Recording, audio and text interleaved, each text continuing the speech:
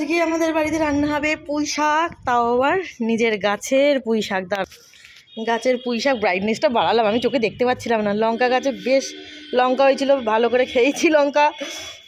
এই বাপন আজকে ফুল, বেল ফুল একটা হয়েছে, কুড়ি প্রচুর এসছে। দেখো এই দেখো সব গাছের কুড়ি, ভর্তি কুড়ি। এই দেখো সব কুড়ি। হ্যাঁ পুঁই শাক হচ্ছে তো। এই দেখো এখান থেকে কত ফ্যাকড়া বেরিয়েছে পুঁই শাকের। এই দেখো এইগুলো ছিল না, পুঁই শাকের এই ফ্যাকড়াগুলো বেরিয়েছে। কাটবো। এই দেখো পুঁই শাকের ফ্যাকড়া বেরিয়েছে, এইটা অটোমেটিক বেরিয়েছে।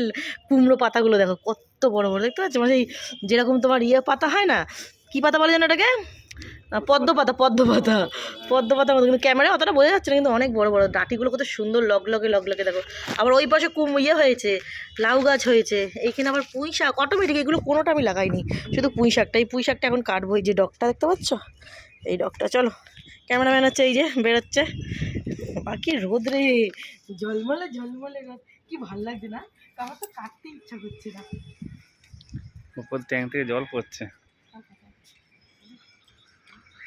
বাড়ির গাছের এই প্রথম বলা খাচ্ছি আমরা, ছোটো ছোটো করে পিস করি। হ্যাঁ আরে কি মায়া লাগছে। হারি কেটে ফেললাম।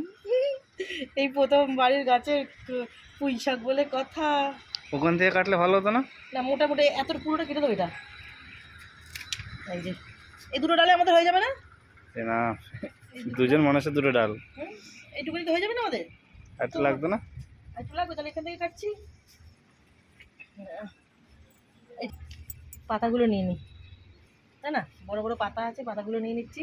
তাহলে এখান থেকে পাতাগুলো নিলে আবার বেরোবে। এটাকে জানি না রোদে কাটা উচিত হলো কি না।